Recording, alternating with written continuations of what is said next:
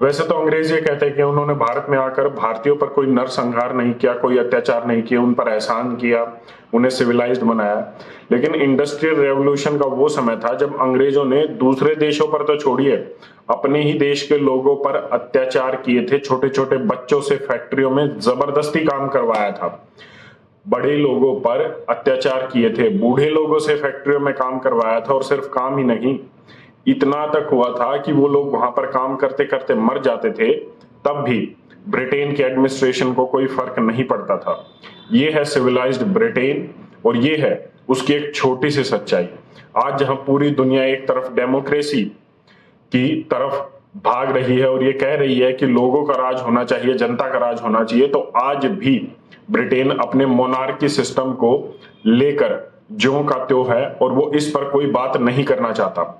लोगों के टैक्स के पैसे से अंग्रेजी रॉयल फैमिली इसी तरीके से अमीर होती जा रही है, चलती जा रही है और ऐश करती जा रही है।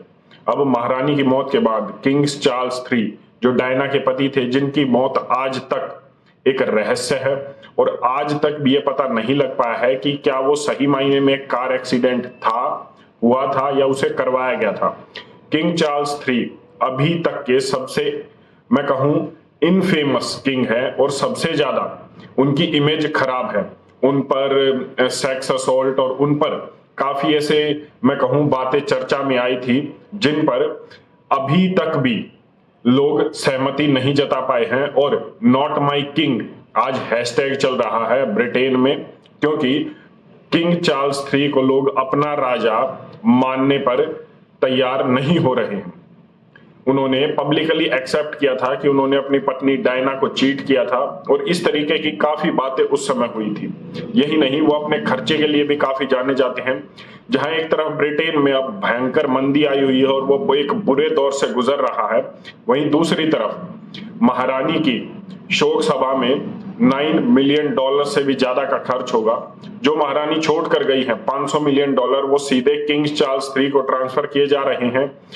20 लाख लोग ब्रिटेन में आज 2 वक्त का खाना अफोर्ड नहीं कर पा रहे हैं। 1.5 करोड़ लोग ब्रिटेन में आज गरीबी रेखा से नीचे जा रहे हैं, और लोगों का गुस्सा फूट कर बाहर आ रहा है कि शोक सभा में और नए राजा को ताज पहनाने में $1 मिलियन का खर्च किया जा रहा है, जो किसी और का पैसा नहीं है, इन्हीं लोगों का पैसा है।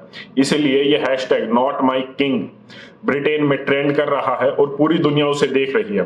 फिर भी इस रॉयल फैमिली को अभी तक कोई असर नहीं पड़ रहा है कि अगर इतना सब हो रहा है तो वो एक बार के लिए अपने परिवार, या मैं कहूं अपने बारे में राजा जो है सोचना बंद कर दे, और लोगों को एक बार इस मंदी से, इस बुरे समय से निकाल कर फिर दोबारा से अपने परिवार या अपनी ऐशो आराम के बारे में सोचे।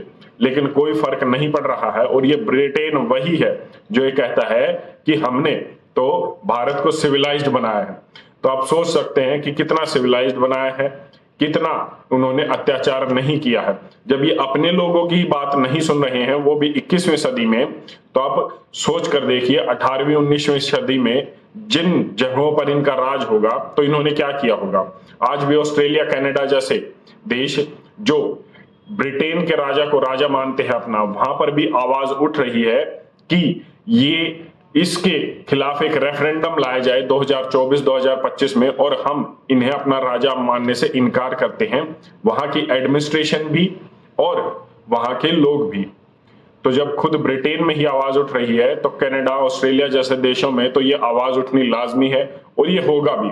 लोग इन जंजीरों से बाहर आएंगे, क्योंकि राजा का बेटा सिर्फ इसलिए राजा नहीं बन सकता क्योंकि उसका बाप राजा था।